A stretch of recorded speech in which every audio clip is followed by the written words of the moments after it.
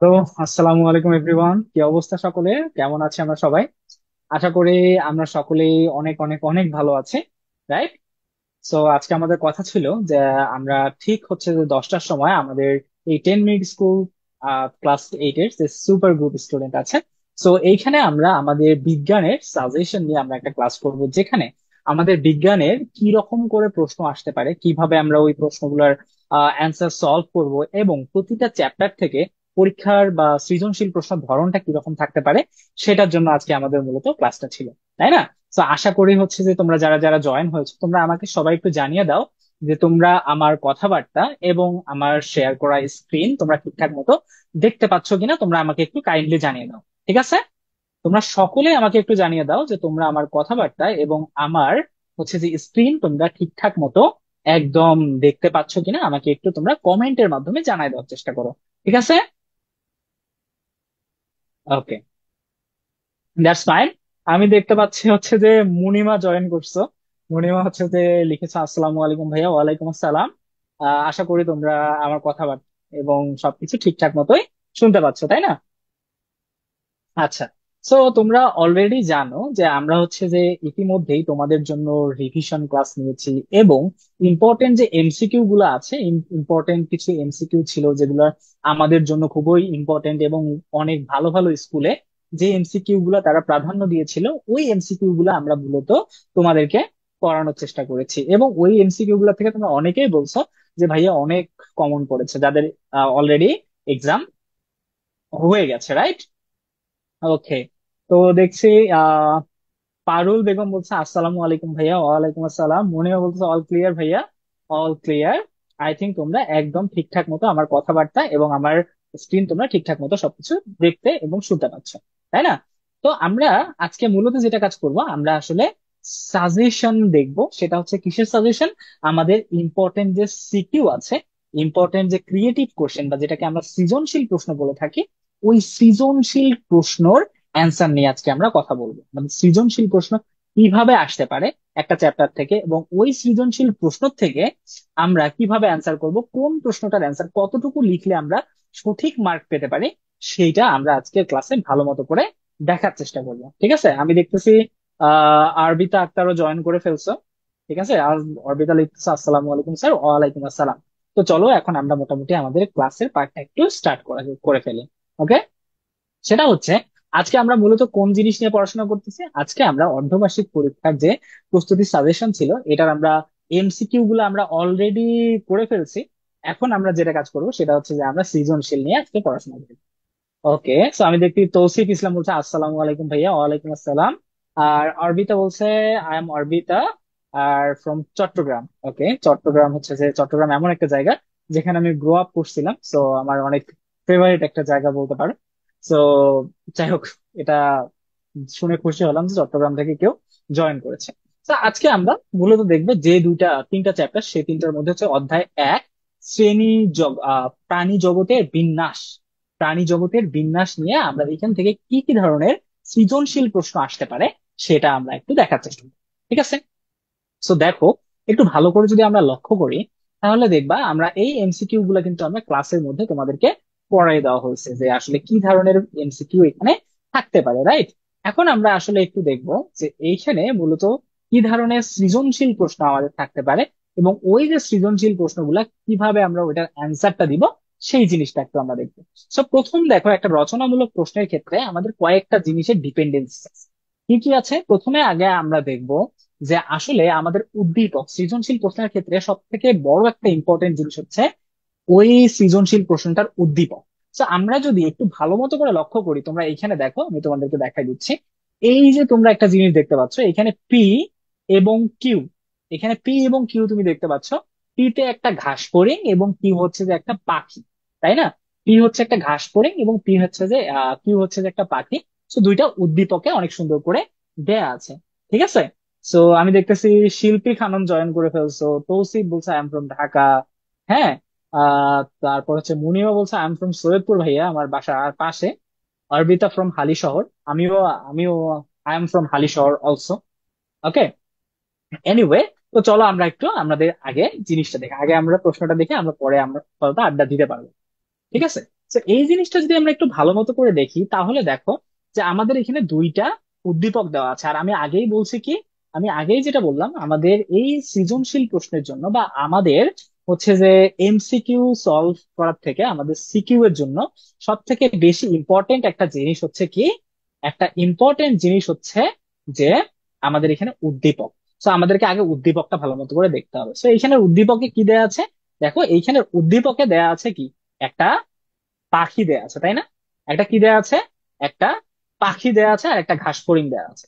ক নাম্বার তোমরা যদি একটু ভালো মতো করে দেখো, তোমরা যদি একটু ভালো মতো করে দেখো, এই যে এখানে যদি একটু তোমরা দেখার চেষ্টা করো, ক নাম্বারে তোমাদেরকে কি দেয়া আছে? ক নাম্বারে দেয়া আছে, এই যে এইখানে যদি তোমরা একটু দেখার চেষ্টা করো, আমাদের এই যে ক নাম্বারে বলা আছে শ্রেণী বিন্যাস কাকে বলে। শ্রেণী বিন্যাস কাকে বলে? তো আমরা অলরেডি জানি যে শ্রেণী বিন্যাস কাকে বলে। আমরা পড়াশোনা যখন করছিলাম তখন আমরা অনেক ভালো মতো করে এটা দেখছিলাম যে আমাদের অ্যাকচুয়ালি শ্রেণীবিন্যাস কাকে বলে, তাই না? সো শ্রেণীবিন্যাস কাকে বলে কে বলতে পারবা? শ্রেণীবিন্যাস কাকে বলে?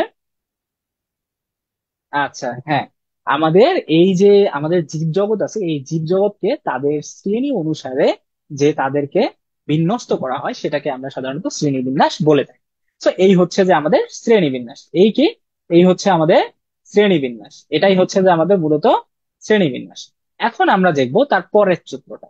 তো প্রথম যে প্রশ্নটা আছে, এই যে 1 নাম্বার প্রশ্নটার ক্ষেত্রে আমরা কি করব?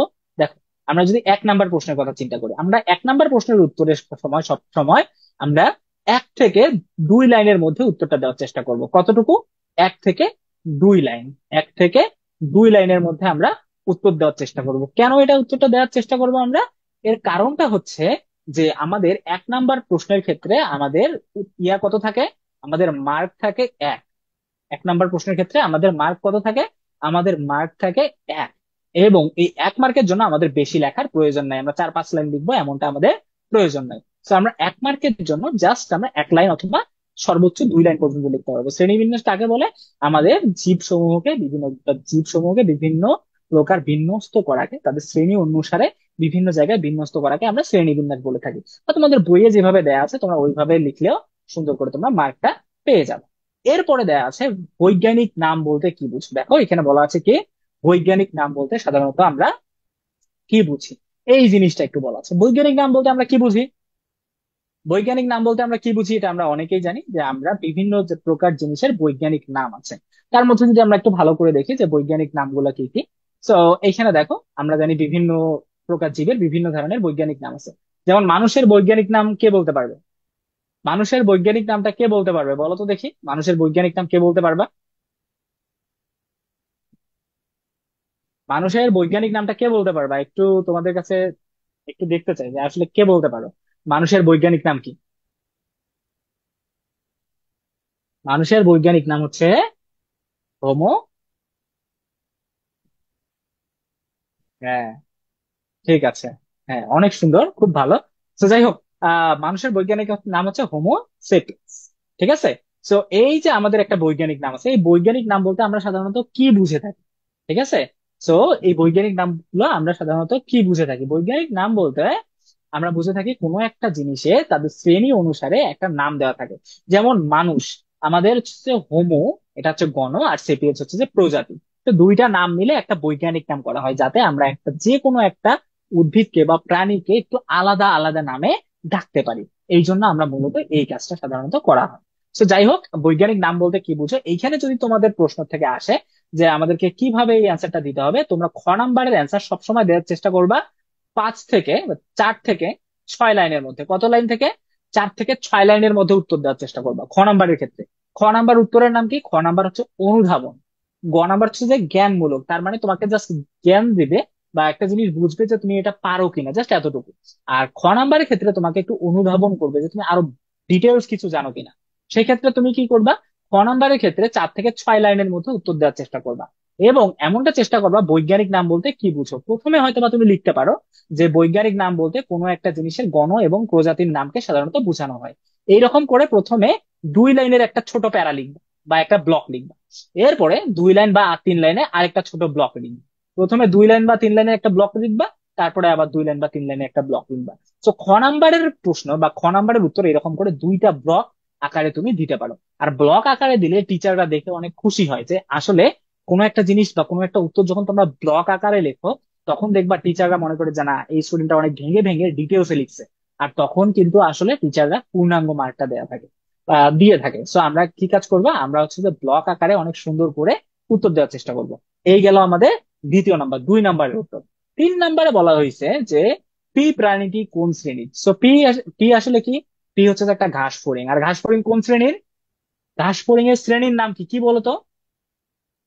হ্যাঁ, ঘাস, আমরা হচ্ছে যদি দেখি, ঘাস ফড়িং, ঘাস ফড়িং সাধারণত কোন শ্রেণীর? ঘাস ফড়িং সাধারণত কোন শ্রেণীর, কে বলতে পারবা? আমরা জানি চিংড়ি মাছ সহ অন্যান্য যে জিনিসগুলো আছে, এই রকম যাদের দেহ খণ্ডায়িত, যাদের দেহ একটু খণ্ডায়িত, তাদেরকে আমরা সাধারণত আর্থ্রোপোডা শ্রেণীর বলে থাকি। তো যদি আমি ভুল না করে থাকি, এটা হচ্ছে যে আর্থ্রোপোডা শ্রেণীর প্রাণী, তাই না?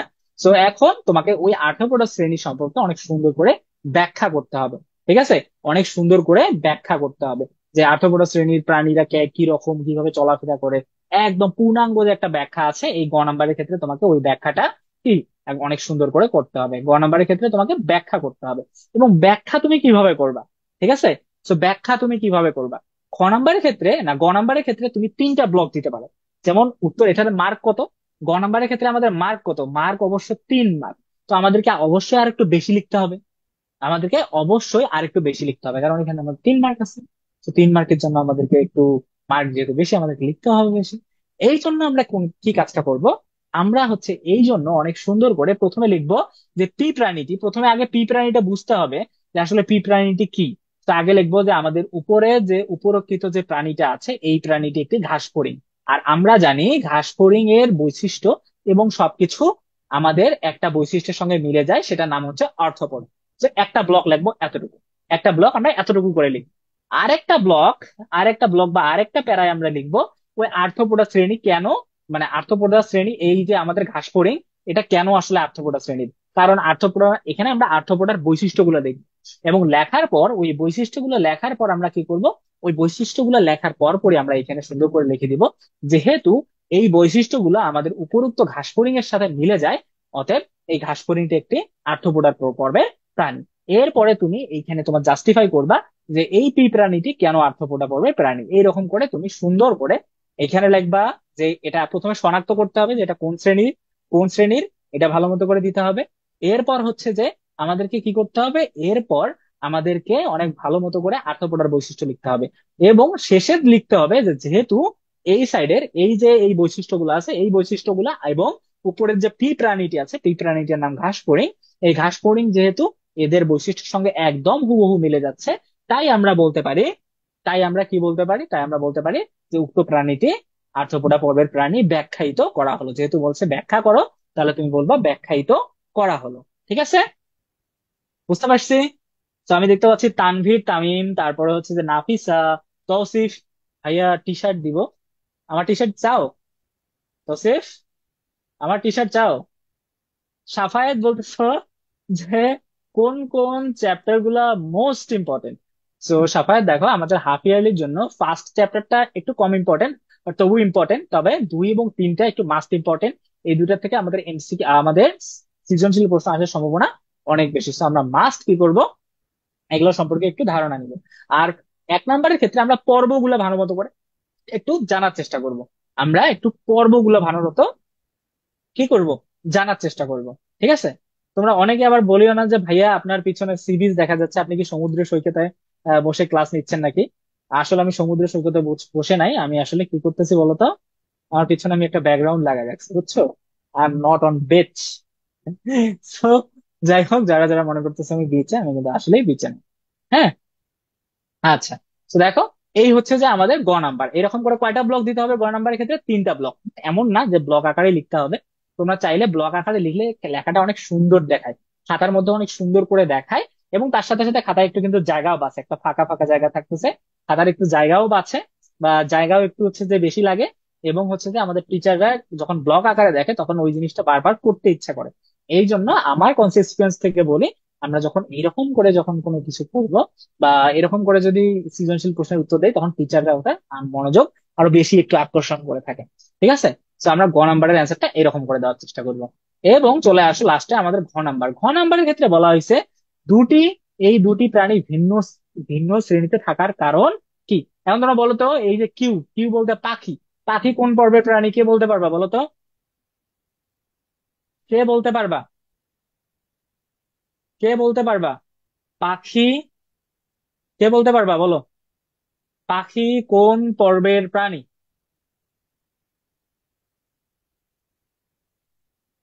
বলো দেখি, কে বলতে পারবা? আমি তোমাদের একটু দেখতেছি যে পাখি কোন পর্বের প্রাণী, বলো দেখি। আমরা জানি যে পাখি, আমরা সাধারণত, পাখি হচ্ছে যে আমাদের একটা পক্ষীকুল, তাই না? আমরা এটাকে সাধারণত পক্ষীকুল বলে থাকি। আর আমরা জানি যে পাখি আমাদের মানুষের মতোই অনেকটা, বা মানুষের মতো বলতে আমাদের মতো হাত পা চলাফেরা করে না, বাট পাখিরও মেরুদণ্ড আছে, তাই না? তো আমরা বলতে পারি যে পাখিও কিন্তু একটা মেরুদণ্ডী প্রাণী। তো এই যে দুইটা আছে, ঘ নাম্বারের ক্ষেত্রে যদি আমরা একটু দেখি, যে তোমাদেরকে যদি বলা হয় যে এখানে যে দুইটা অ্যান্সার আছে এই দুইটা একটু আমরা দেখি। হ্যাঁ, তোমার নাফিসা বলতেছে পক্ষীকুল প্রাণী। ঠিক আছে, পক্ষীকুল, বাট আমাদের যদি পর্বের কথা বলি, তখন আমরা বলবো এটা মেরুদণ্ডী পর্বের প্রাণী, করডাটা, তাই না? করডাটা পর্বের প্রাণী। তো এখন এই অর্থোপোডা এবং করডাটার মধ্যে পার্থক্য, এখন আমাদেরকে কি বলতে হবে? এখানে অর্থোপোডা এবং করডাটার মধ্যে যে পার্থক্যটা আছে এতটুকু এখন আমাদেরকে বলতে হবে, যে এটা কেন আর্থ্রোপোডা এবং এটা কেন করডাটা। এখন এই ঘ নাম্বারের উত্তরটা আমরা কিভাবে লিখবো? তো ঘ নাম্বারের ক্ষেত্রে আমাদের মার্ক কত? ঘ নাম্বারের ক্ষেত্রে আমাদের মার্ক, ঘ নাম্বারের ক্ষেত্রে আমাদের মার্ক কত? ক নাম্বারের ক্ষেত্রে আমাদের মার্ক 4, তাই না? নট 5, 4। তো এই যে 4টা মার্ক আছে ঘ নাম্বারের ক্ষেত্রে, আমরা অনেক ভালো মতো করে, এই না এটা সৃজনশীলের প্রায় অর্ধেক মার্ক, তো আমাদেরকে ভালো মতো করে মনে রাখতে হবে এটা কিভাবে অ্যান্সার দিব। তো প্রথমত আমরা লিখবো যে ঘ নাম্বারে যখন আমরা অ্যান্সার এরকম করে দিব, তখন প্রথমেই আমরা এরকম করে লেখা শুরু করব একটা প্রথম ব্লক। প্রথম ব্লকে আগে কি রকম করব বলবো, যে এই যে আমাদের পাখিটা আছে, আমাদের উপরোক্ত যে দুইটা প্রাণী আছে, ওই একটা প্রাণী হচ্ছে যে ঘাসফড়িং আর একটা পাখি, এরকম করে আগে লিখবো, একটা ঘাসফড়িং একটা পাখি। এরপর লিখবো ঘাসফড়িং আর্থ্রোপোডার পর্বের প্রাণী, এবং আমাদের পাখি হচ্ছে করডাটা বা মেরুদণ্ডী প্রাণী। তো এইরকম করে আপাতত আমি এতটুকু ফার্স্ট ব্লকটা লিখবো। ফার্স্ট ব্লকে এতটুকু লিখবো, দুইটা প্রাণীর আগে বৈশিষ্ট্য দুইটা লিখবো, যে কোনটা কোন পর্বের প্রাণী। এবং তারপরের ব্লকে আমি 4 থেকে 5 লাইনের মধ্যে আমি তারপরে আমি আর্থ্রোপোডার বৈশিষ্ট্য লিখবো, বা আমি এই ঘাসফড়িং এর বৈশিষ্ট্য লিখবো। এবং তারপরের ব্লকে, তারপরে যে ব্লকটা থাকতেছে, এইখানে আমি কার বৈশিষ্ট্য লিখবো? এখানে আমি এই পাখির বৈশিষ্ট্য লিখবো, করডাটার বৈশিষ্ট্য লিখবো। এবং এইখানে দুইটা যখন বৈশিষ্ট্য আমার লেখা হয়ে যাবে, এন্ড লাস্টে আমি এই দুইটার মধ্যে, যেহেতু দুইটার বৈশিষ্ট্য দুইজনের থেকে আলাদা, তাই দুইটা দুই পর্বের প্রাণী। তো এইরকম করে সেই, তারপরে তুমি এটা সুন্দর করে লিখে দিবা যে কেন এটা করডাটা, এবং কেন হচ্ছে যে এটা আর্থ্রোপোডা, আর কেন দুইটা আলাদা আলাদা পর্বের প্রাণী। এরকম করে তুমি সুন্দর করে চাইলে এরকম করে লিখতে পারো। আর এইরকম করে লিখলে বিশ্বাস করো, যদি এত সুন্দর করে চারটা তুমি ভাগ করে লিখো 1 পেজ বা 1.5 পেজের মধ্যে, তোমার হচ্ছে 12 থেকে 18 লাইনের মধ্যেই যদি তুমি তোমার উত্তরটা এরকম করে সুন্দর করে দিতে পারো, তাহলে হোপফুলি টিচার তোমাকে এখানে 4-এর মধ্যে 4 মার্ক দিতে বাধ্য থাকবে।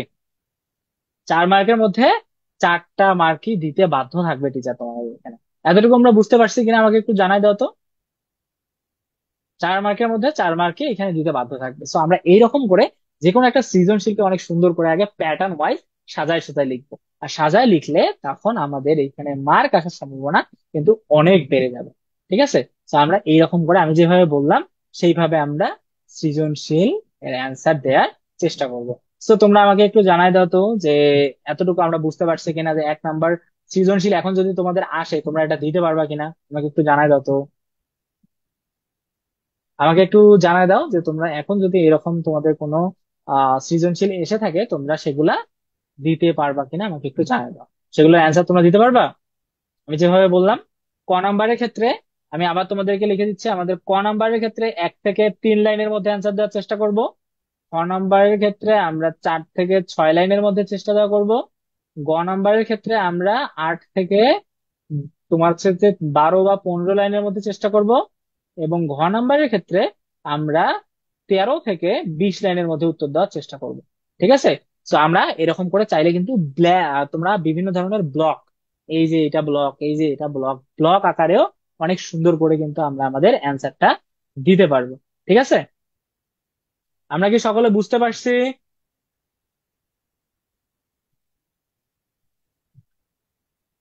আমরা কি সকলে বুঝতে পেরেছি এভরিওয়ান? যারা যারা বুঝতে পারছি তারা তারা আমার কমেন্টের মধ্যে,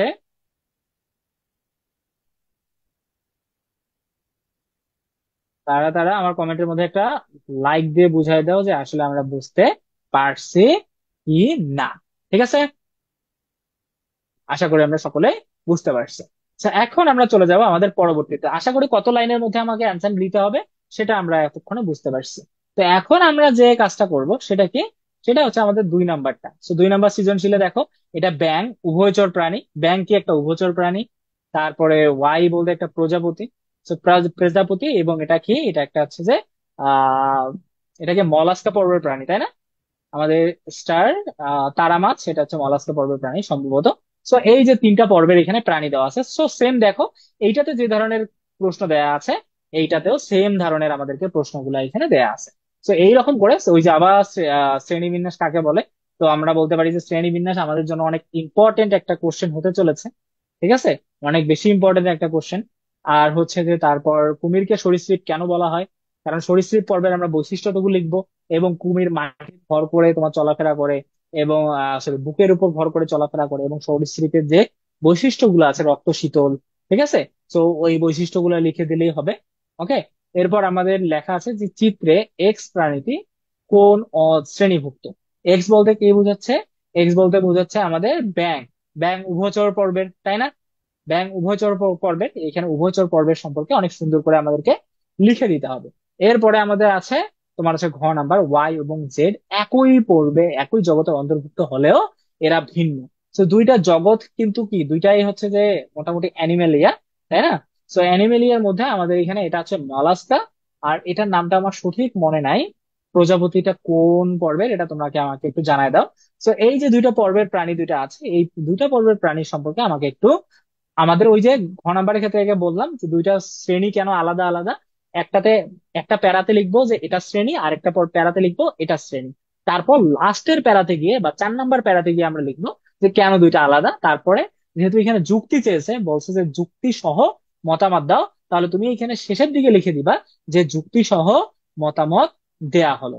ঠিক আছে, কি করবা, শেষে বলবা যে যুক্তি সহ মতামত দেয়া হলো। এরকম করে যখন বলবা তখন আসলে এইটার অ্যান্সারটা একদম পরিপূর্ণতা একটা পেয়ে যাবে, এবং তোমাদের অ্যান্সারও সবকিছু কারেক্ট আই থিঙ্ক হয়ে যাবে। বুঝতে পারছো? এবং তোমরা সঠিক মার্ক পাওয়ার সম্ভাবনা তখন অনেক অনেক অনেক বেশি। বুঝতে পারছি কিনা? আমাকে একটু জানিয়ে দাও তো এভরিওয়ান, বুঝতে পারছি কিনা?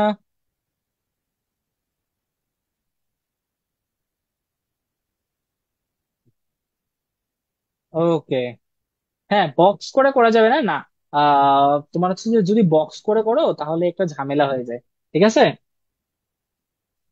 বক্স যদি আমরা করে করি, সাধারণত বক্স করে যদি আমরা করি, তাহলে কি হয়, ওই জিনিসটাকে একটু কালারফুল বা আন্ডার ওয়াইড দেখা যায়। তো তোমরা কি করবা, প্যারা হিসেবে লিখবা।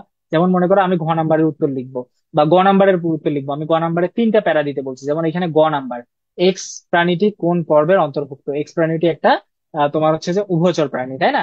একটা উভচর প্রাণী। ওকে, সো এখন আমরা কি বলবো, আমরা প্রথমে লিখবো যে এটা উপরোক্ত প্রাণীটি একটি ব্যাঙ এবং এটা উভয়চর পর্বের প্রাণী। এরপরে লিখবো এটার বৈশিষ্ট্য সমূহ, এটা কেন উভয়চর পর্বের প্রাণী, ওই ব্যাঙের বৈশিষ্ট্যগুলো লিখবো।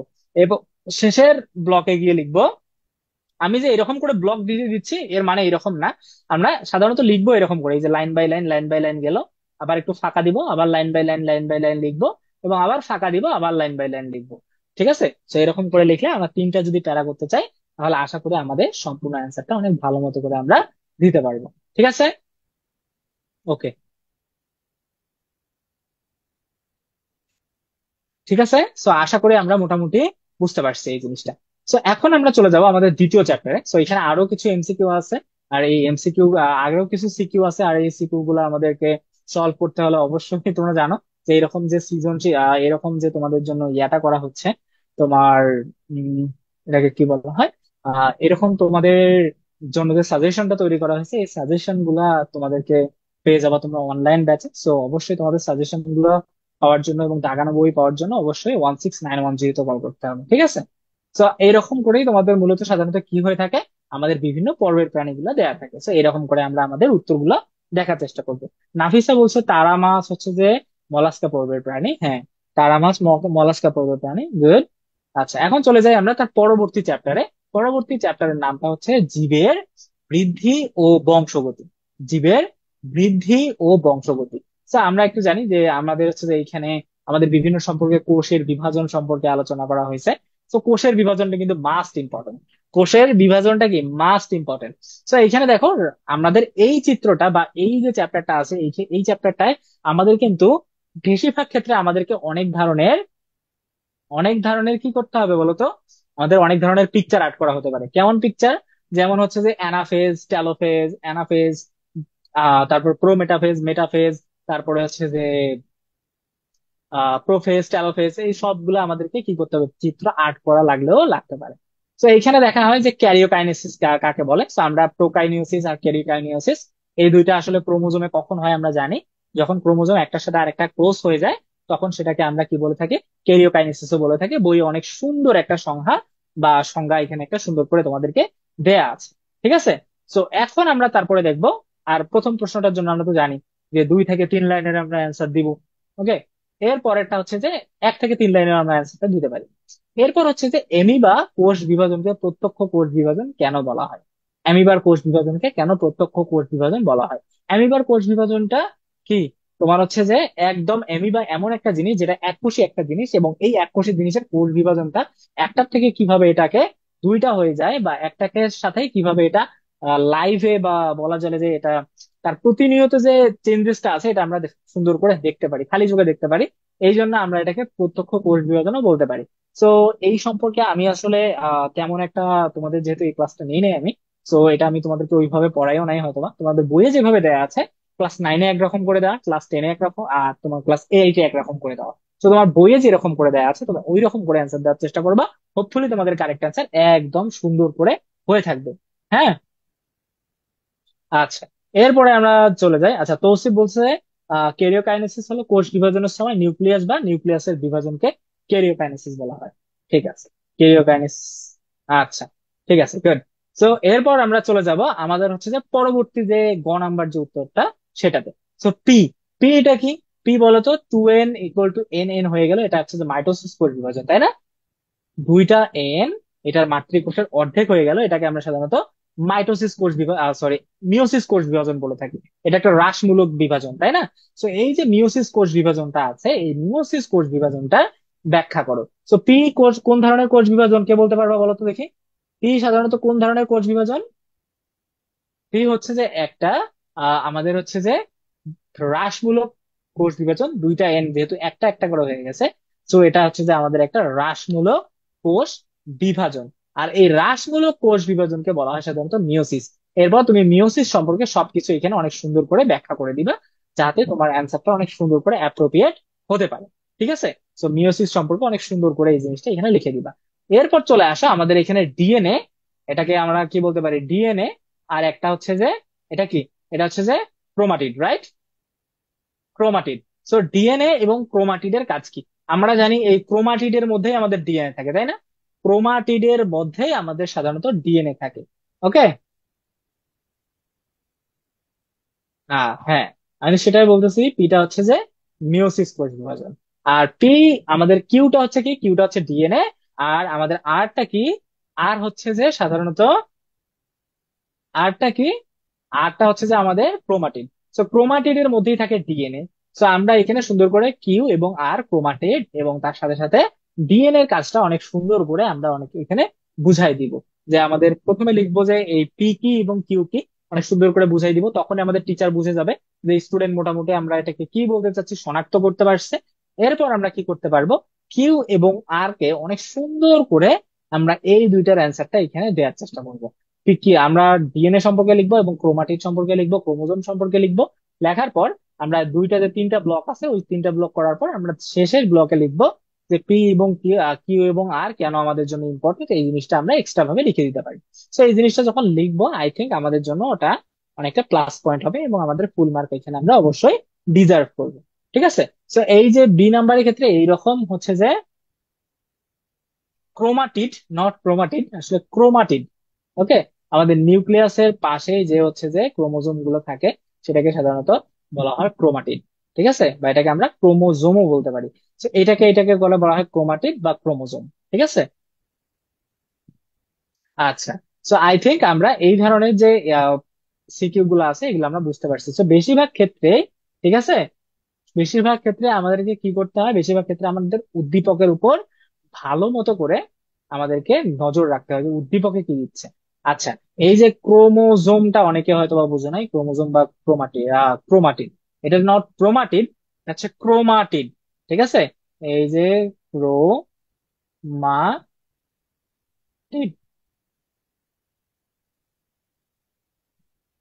ক্রোমোজোমের মধ্যে থাকে ক্রোমোজোমের মধ্যে থাকে ক্রোমাটিড, ক্রোমাটিনের মধ্যে থাকে তোমার হচ্ছে যে ক্রোসেন। ওকে, সো ক্রোমাটিড হচ্ছে যে আমাদের নিউক্লিয়াসের মধ্যে অবস্থানরত সুতার মতো কিছু পদার্থ, যেগুলা আমাদের বংশগতির বাহক বা ডিএনএ কে বাহন করে, ডিএনএ কে বাহন করে, ঠিক আছে। ইয়াস, ডিএনএ কে বাহন করে, সেটাকে আমরা বলতে পারি এটা একটা ক্রোমাটিড। ওকে, সো আমরা আশা করি এই অ্যান্সারটা অনেক সুন্দর করে পেয়ে গেছি এবং আমরা এই দুইটার অ্যান্সারটা অনেক সুন্দর করে নিতে পারবো। এরপর যদি চলে যায় আমরা এর পরবর্তী জিনিসে, সেটা হচ্ছে কি, আমাদের এখানে দেখো একটা সুন্দর একটা এখানে কি দেয়া আছে, এখানে একটা আহ উদ্দীপক দেয়া আছে। উদ্দীপকে কি বলা আছে? উদ্দীপকে সাধারণত বলা আছে অষ্টম শ্রেণীর ছাত্রী তানিমা দেখতে তার মায়ের মতো। তো আমরা, তোমরা দেখবা না, তোমরা অনেকে দেখবা তুমি যখন একটু বেশি দুষ্টামি করো, তোমাকে তোমার আম্মু অথবা আব্বু গালিগালাজ করবে যে এ দেখতে এর বাবার মতো হয়েছে। তোমার আব্বু বা তোমার আম্মু দেখবা তোমাকে গালি দেয় যে দেখতে মেয়েটা অথবা ছেলেটা একদম ওর বাবার মতো, কোনো কথাবার্তা শোনে না। এরকম করে অনেকে বলে, তাই না? তো দেখো এইখানে কিন্তু সেম অনেকটা কাজের মতো হয়েছে। কি হয়েছে যে অষ্টম শ্রেণীর ছাত্রী তনিমা দেখতে তার একদম মায়ের মতো। তারপর তার পড়ার ঘরে কোষ বিভাজনের একটি ধাপের চিত্র টানানো আছে, কোষ বিভাজনের একটা ধাপের চিত্র টানানো আছে, যার ক্রোমোজোম গুলো হয় ইংরেজি বর্ণমালার আকৃতির মতো, ইংরেজি বর্ণমালার আকৃতির মতো।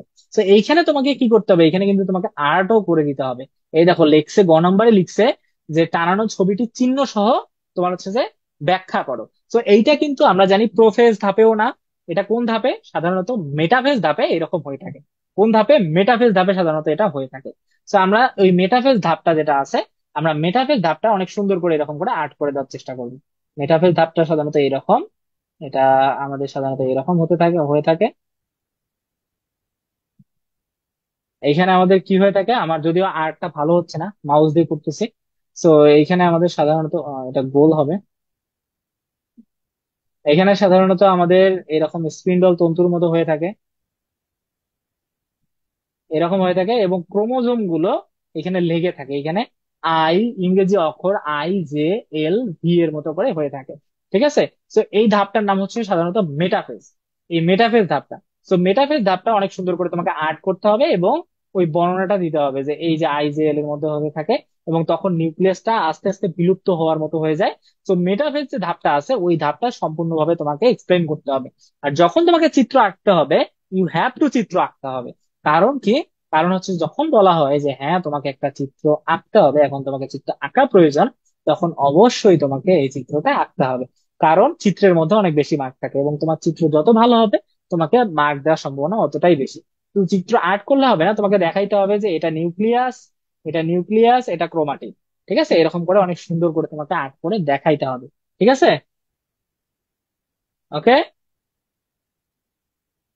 আচ্ছা ভাই, এই কোশ্চেনটা তোমাদের বইয়ে নাই, ঠিক আছে, বাট এটা আমরা তোমাদের জন্য সাজেশনে বানাইছি যে এই ধরনের কোশ্চেন আসতে পারে। তো তোমার বইয়ের প্রশ্ন যে আসবে এমনটা তো না, তাই না? আচ্ছা ঠিক আছে। আচ্ছা, এখন চলে আসি আমরা কিসে, আমরা চলে আসি আমরা তো ঘ নাম্বার। এই যে তনিমার চেহারা এরূপ হওয়ার বিশ্লেষিতা, তনিমার চেহারা তার মায়ের মতো, তাই না? তার মানে তার মায়ের মতো হয়েছে কিসের কারণে? ক্রোমোজোমের কারণে। এই যে ক্রোমোজোম গুলো আছে, এই ক্রোমোজোমের কারণে, ক্রোমোজোমের মধ্যে থাকে ডিএনএ, আর ডিএনএ কে বংশগতির বাহক বলা হয়। হ্যাঁ, ডিএনএ কে বংশগতির বাহক বলা হয়।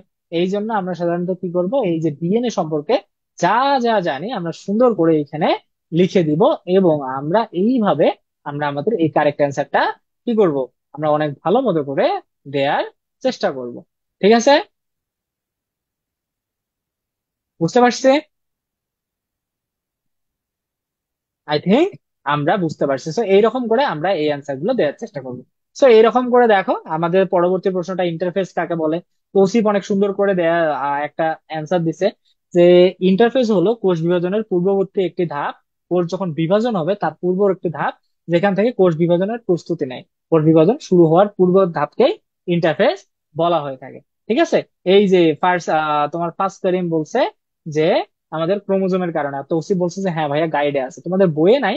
এর মানে এমনটা না যে বইয়ে যদি প্রশ্নটা নাও থাকে, তোমাদের কিন্তু পরীক্ষায় দিতে পারে। বইয়ে যদি পড়া থাকে তাহলে পরীক্ষায় এটা আসতে পারে। সো আমাদেরকে কি করতে হবে, একটু তো অ্যাওয়্যার হতে হবে, তাই না, যে আমাদের এটা অ্যান্সারটা থাকতে পারে। সো এর পরবর্তী চলে যায় আমাদের 3 নাম্বার প্রশ্ন। তো 3 নাম্বারের ক্ষেত্রেও দেখো আমাদের ইন্টারফেস কাকে বলে। এই যে এ নাম্বারটা কি, এ নাম্বার আমরা জানি মাইটোসিস, কারণ দুইটা ভেঙে দুইটাই পরিণত হয়েছে। তো এটা মাইটোসিস, কোষ বিভাজন। সো মাইটোসিসের ধাপগুলো আমরা এখানে জানতে চাইছে। মাইটোসিস কারণ যদি দুইটাই একটা একটা করে পরিণত হইতো তাহলে আমরা বলতে পারতাম মিওসিস। তো দুইটাই দুইটা করে পরিণত হয়েছে, তার মানে আমরা বলতে পারবো এটা মাইটোসিস। আর বি নাম্বার কি, বি নাম্বার হচ্ছে যে একটা গাছ, আর সি নাম্বার হচ্ছে যে একটা ফুল।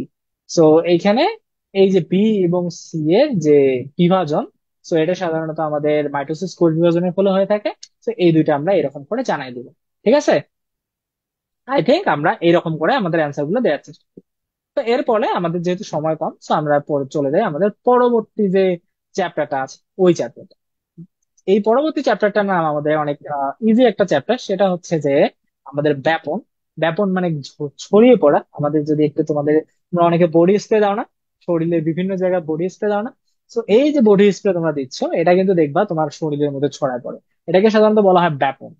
তারপর অভিস্রবণ, একদম ওই যে তোমার নিচ থেকে একদম, মনে করো বলো তুমি যদি কিসমিসকে কি করো, তোমরা হয়তোবা অনেকে আমার নাম জানো।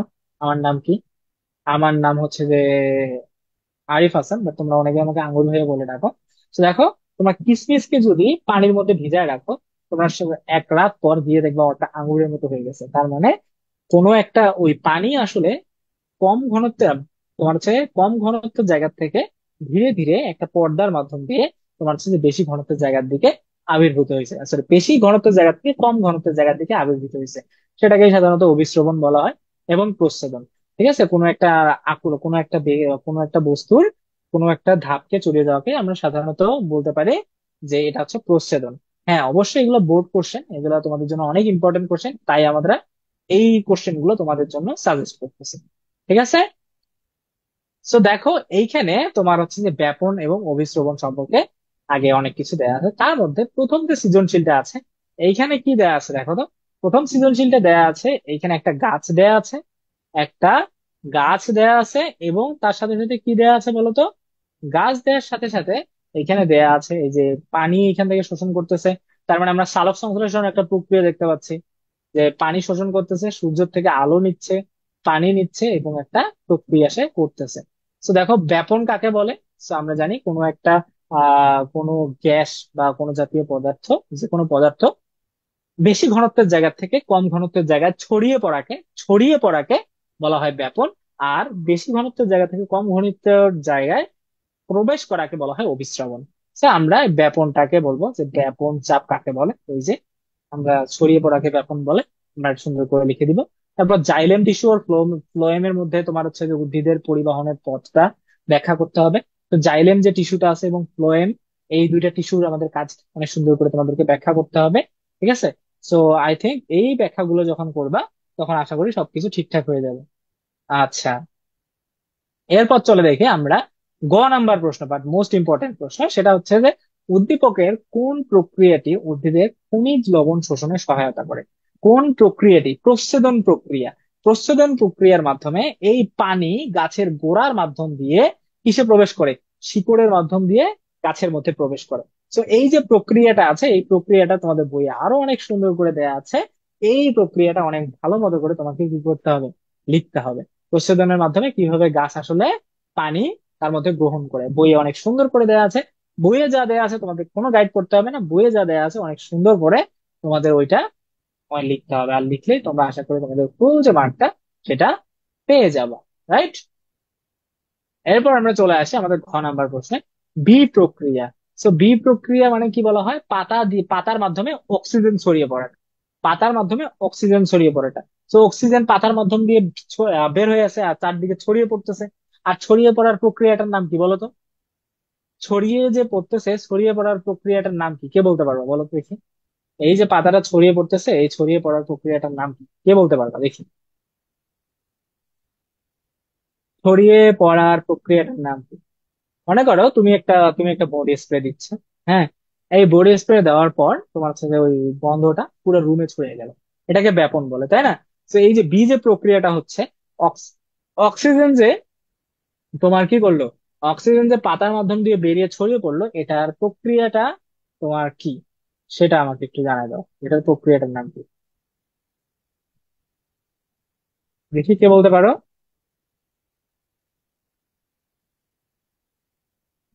হ্যাঁ, অবশ্যই এই প্রক্রিয়াটার নাম ব্যাপন প্রক্রিয়া। তো তোমাকে কি করতে হবে, ব্যাপন যে প্রক্রিয়াটা আছে এই ব্যাপন প্রক্রিয়া সম্পর্কে এখানে লিখতে হবে।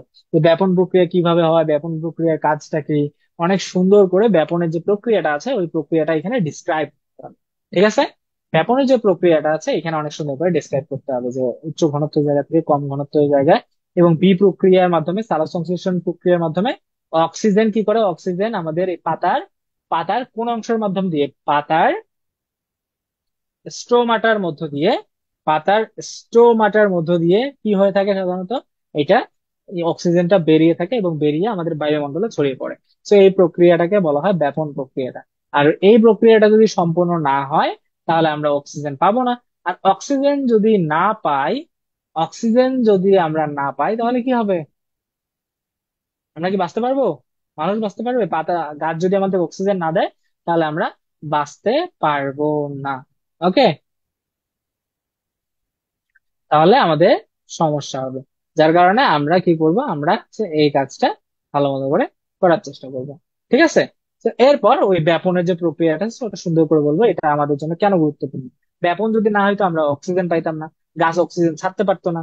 আর যদি ছাড়তে না পারতো আমরা গ্রহণ করতে পারতাম না, বাতাসে যদি ছড়িয়ে না পড়তো, আমি যদি সুন্দর করে একটা নিঃশ্বাস নিতে না পারতাম তাহলে আমাদের মধ্যে কোনো আসলে লাভ হইতো না। তো যার কারণে আমাদের ব্যাপন প্রক্রিয়াটা মানব জীবের জন্য এবং পুরো উদ্ভিদ জগৎ বা পুরো জীব জগতের জন্য অত্যন্ত গুরুত্বপূর্ণ একটা প্রক্রিয়া, যেটা না হলে আমাদের বাস্তুতন্ত্র ঠিক থাকবে না। যার কারণে আমরা বলতে পারি যে এটা আমাদের সব থেকে গুরুত্বপূর্ণ একটা প্রক্রিয়া। তো এই প্রক্রিয়াটা না হলে আমাদের পরিবেশের অনেক বড়, বা আমরা সাধারণত বাঁচতেই পারবো না এই প্রক্রিয়াটা না হলে। তো এই ধরনের তোমাদেরকে অনেক সুন্দর করে এইভাবে লিখে অ্যান্সার দিতে হবে। আর তোমরা আবার পরীক্ষার ফলে লিখে দিও না যে হচ্ছে যে আমরা যে আমরা ব্যাপনের ফলে আমরা নিঃশ্বাস গ্রহণ করি না তো মারা যাইতাম, এরকম কোনো কিছু লিখবা না। কিন্তু সুশীল ভাষায় অনেক সুন্দর মতো করে তোমাদেরকে এই অ্যান্সারটা দিতে হবে। ঠিক আছে? আচ্ছা। তো এইখান থেকে এই ধরনের প্রশ্ন আসতে পারে। আরো একটা প্রশ্ন আমি তোমাদেরকে দেখাই। সেটা হচ্ছে যে আমাদের মনে করো এইখানে দেখো, পি, পি হচ্ছে যে মনে করো একটা প্রক্রিয়া, কিউ একটা প্রক্রিয়া, ভি হচ্ছে যে আমাদের এই সেন্ট, এটা সেন্ট মানে হচ্ছে পারফিউম, এটা ব্যাপন প্রক্রিয়া। এটা হচ্ছে যে আমাদের প্রচ্ছদন প্রক্রিয়া, আর এটা হচ্ছে যে আমাদের কি প্রক্রিয়া, এটা হচ্ছে যে আমাদের অভিস্রবণ প্রক্রিয়া।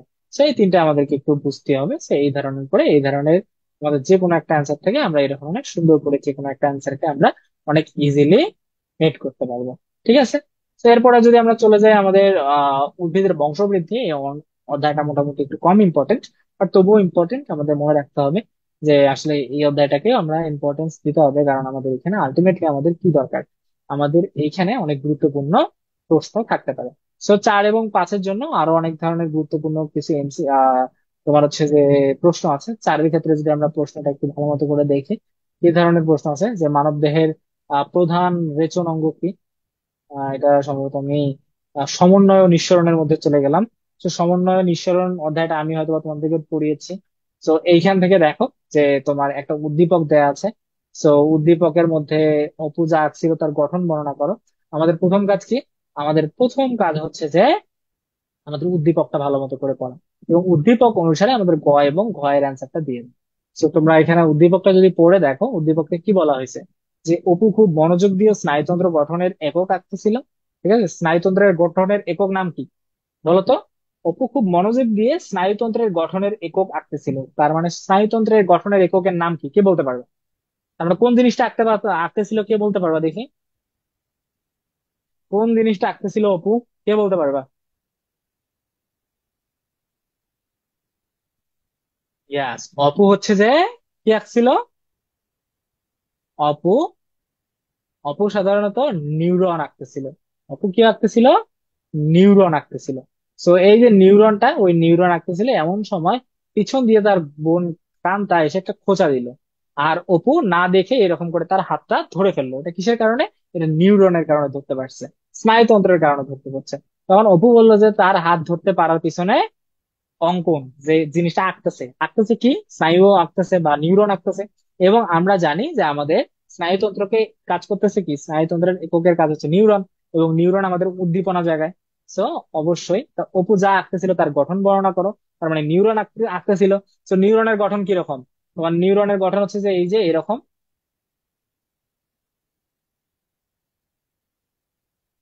এরকম, এই যে নিউরন দেখতে এইরকম।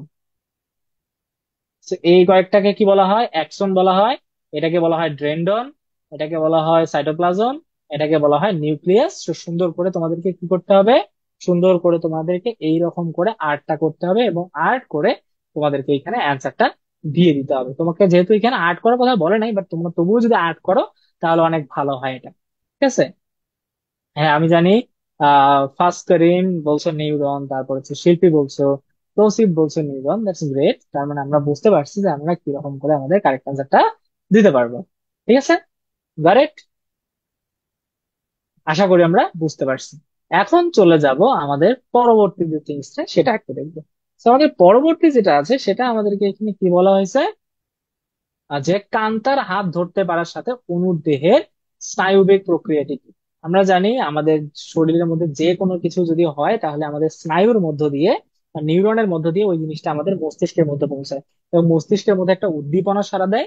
তখন আমরা যে কোনো জিনিস আমাদের শরীরের মধ্যে ঘটতেছে কিনা এটা আমরা বুঝতে পারি। তো এইরকম করে বইয়ের ভাষায় অনেক সুন্দর করে, হ্যাঁ, অনেক সুন্দর করে আমাদেরকে কি করতে হবে?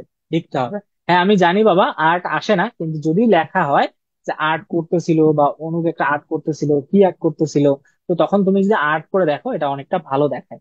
বুঝতে পারছো? তো এই ঘ নাম্বারের ক্ষেত্রে তুমি এরকম করে দিবা যে স্নায়ুতন্ত্রের কাজ কি, নিউরনের কাজ কি, ঘ নাম্বারে অনেক সুন্দর করে চারটা প্যারার মধ্যে করে লিখলে আই থিঙ্ক তোমার অনেক ভালো মতো করে তুমি তোমার অ্যান্সারটা পেয়ে যাবে। ঠিক আছে? তো এরপরে আরো অনেকগুলো প্রশ্ন আছে, ওই প্রশ্নগুলো যে অ্যান্সার গুলো আছে অনেক সুন্দর করে, আরো তোমাদের জন্য অনেক সাজেশন আছে। তো এই সাজেশন গুলো তোমরা যদি পেতে চাও তাহলে অবশ্যই তোমরা 16910 কল দিয়ে সাজেশন গুলো তোমরা কি করতে পারো? নিয়ে নিতে পারো। সাজেশন দাগানো বই, তোমরা সবকিছু নিয়ে নিতে পারো। ঠিক আছে? তো আজকে মোটামুটি তোমাদের জন্য এতটুকুই থাকলো, কিভাবে আমরা এমসিকিউ আসতে পারে বা সৃজনশীল প্রশ্ন আসতে পারে। তো আশা করি তোমরা বুঝতে পারছো যে যে কোনো একটা চ্যাপ্টার থেকে এইরকম করে সৃজনশীল একটা প্রশ্ন আসতে পারে, এবং এইরকম করে আমরা অ্যান্সার দিলে আমরা টোটাল মার্কটা পেতে পারি। তাই না? তো এইরকম করে অ্যান্সার দিলে আমরা আমাদের টোটাল মার্কটা পেতে পারি। আই থিঙ্ক এখন তোমরা বিষয়টা একটু বুঝতে পারছো, তাই না? আশা করি তোমরা বুঝতে পারছো। তো এরকম করে তোমরা তোমাদের অ্যান্সারটা দিতে পারলে হয়তোবা তোমরা অনেক ভালো মার্ক পেতে পারো। আর হোপফুলি তোমরা যে এই যে আমাদের হাফ ইয়ারলি এক্সামটা আসতেছে, এই হাফ ইয়ারলি এক্সামে এবং তার সাথে সাথে বার্ষিক পরীক্ষায় তোমাদের অনেকটা ভালো রেজাল্ট একটা চলে আসতে পারে। ঠিক আছে? তো তোমাদের সকলের জন্য দোয়া থাকবে যেন তোমরা ভালো একটা আহ পরীক্ষা দিতে পারো এবং তোমাদের রেজাল্টও যেন ভালো হয়, সেই জন্য তোমাদের জন্য দোয়া থাকবে। তো আজকের ক্লাসটা আমাদের জন্য এতটুকুই থাকুক। তোমরা সকলেই ভালো থাকো, ভালো মতো করে এক্সাম দাও, আর অবশ্যই তোমরা যারা যারা অনলাইন ব্যাচে আসো ভালো মতো করে ক্লাস করো। আই থিঙ্ক তোমাদের ক্লাসের মতোই তোমাদের সবকিছু সমস্যা সমাধান করে দেওয়া হবে। ঠিক আছে? ওকে। তো আজকের জন্য এতটুকুই। তোমরা সকলেই ভালো থাকো, সুস্থ থাকো। তোমাদের সঙ্গে আবার দেখা হবে ক্লাসে। Bye bye.